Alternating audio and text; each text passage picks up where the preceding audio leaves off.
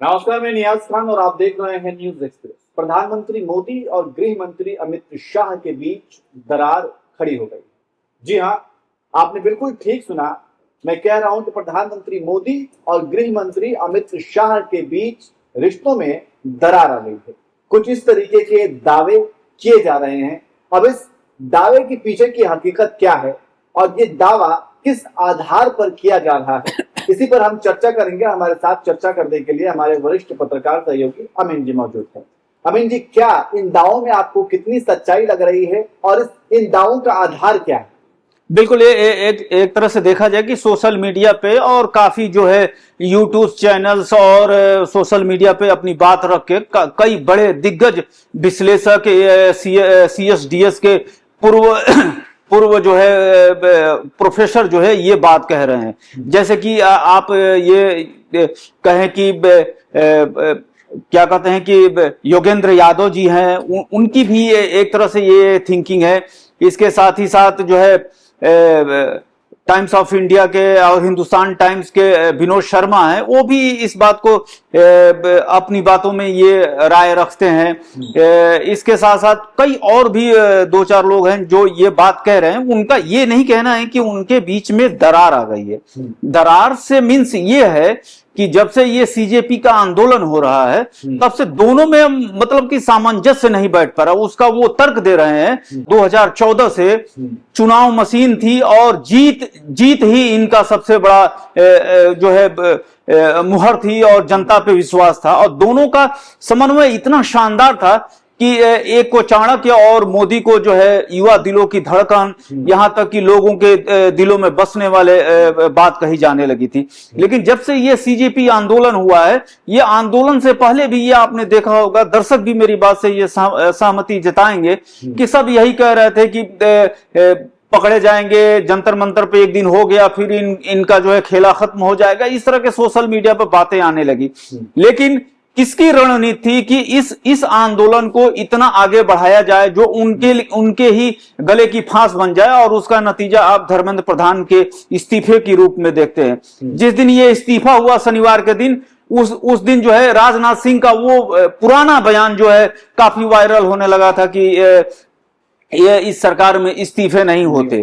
तो इस हिसाब से जितने विश्लेषक हैं, जितने लोग राजनीति को समझने वाले लोग हैं, जैसे दिग्गज पत्रकार आशुतोष हो या चौगांवकर हो या जो भी लोग लिखने वाले लोग हैं, या योगेंद्र यादव हो या विनोद शर्मा हो या जितने भी लिखते पढ़ते हैं, उनकी लेखनी ये बात बता रही है कि CJP आंदोलन ने अमित शाह और इसके साथ ही साथ PM मोदी का जो इकबाल था, जो एक बड़ा औरा था, उसको छोटा कर दिया है। लेकिन इसके साथ साथ ये भी देखा गया अभी जी कि जैसे कि मानसून सत्र चल रहा है और मानसून सत्र में लगातार गृह मंत्री अमित शाह को टारगेट किया जा रहा है और विपक्षी नेताओं के द्वारा बार बार ये कहा जा रहा है कि अमित शाह की हिम्मत नहीं है कि वो सदन में आ सके। यहाँ तक कि प्रधानमंत्री मोदी को लेकर के भी ये तमाम तरह की बातें कही गई, लेकिन बचाव उस तरीके से होता हुआ नहीं दिखा।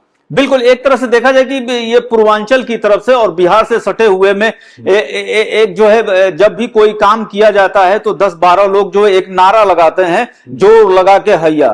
तो इस जो शब्द होता है, इसका ये अर्थ होता है कि विपक्ष को या अखिलेश यादव को या राहुल गांधी को या NCP को या जो भी उनके या TMC को, सारे नेता जब सदन मानसून सत्र आया है तब से रोज सुबह 10 बजे मीटिंग होती है कि आज हमारी की स्ट्रेटेजी क्या होगी, हम सरकार पे कैसे हमला करेंगे। तो उनको ये अंदाजा लग गया कि ये धर्मेंद्र प्रधान का इस्तीफा तो हो गया, लेकिन जो 20 तारीख को पैलेट गन और आंसू गैस के गोले और जो लाठीचार्ज हुआ, जिस तरह से लड़कियों को ऊपर हमला हुआ, जिस तरह से राहुल गांधी ने कम से कम 3 से 4 प्रेस कॉन्फ्रेंस करके उस भुक्तभोगी और पीड़ित लड़कों और लड़कियों को लेके आए सामने, उसके बाद से ये माहौल बनने लगा देश में और सभी लोग ये कहने लगे कि और जो है ये बात होने लगी कि नहीं, इस पे बयान देना चाहिए। आप अच्छी तरह से जानते हैं कि दिल्ली जो है केंद्र शासित प्रदेश है, जहां की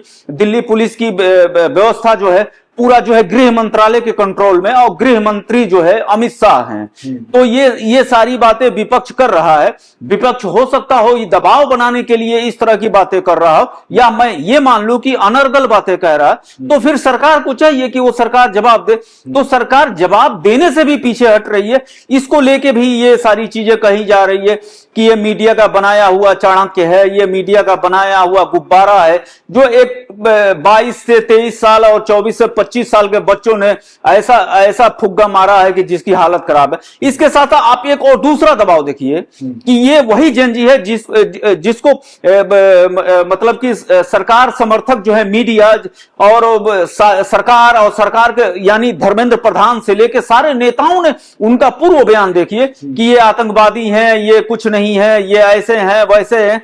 दिल्ली पुलिस के अधिकारियों का पता नहीं कहां से वो सोर्स आ जाता है मीडिया में बयान देने के लिए कि ये षड्यंत्र है, इसका पाकिस्तान से कनेक्टेड है। लेकिन आप ये देखिए कि यही मतलब कि मोहन भागवत 2 दिन पहले जो है जेनजी से 1000 लोगों से मुंबई में वार्ता करते हैं, ऐसी बात बोली कि इसी सरकार की जो थ्योरी थी कि इन बच्चों को बदनाम किया जाए, और उस पे जो उन्होंने एक बहुत बड़ा पत्थर डाल दिया कि मोदी और शाह का जो इमेज है वो खुद ही जो है धराशायी हो गया। तो ये सारी चीजें ऐसा नहीं है कि अकेली चीजें आ रही है। ये तमाम जो हैं आधार, इसी आधार पर यह कहा जा रहा है कि प्रधानमंत्री मोदी और गृह मंत्री अमित शाह के बीच वो सामंजस्य नहीं है, वो जोड़ी अब वो कमाल नहीं कर पा रही है जो 2014 से लेकर के 2019 या फिर 2024 में जो इन्होंने कमाल किया। हालांकि 24 में भी वो कमाल नहीं कर पाए, लेकिन वैसी वाली अब बात नहीं है। शायद इसी को लेकर के तमाम तरह की बातें कही जाएगी। और जो सीजेपी प्रोटेस्ट के बाद से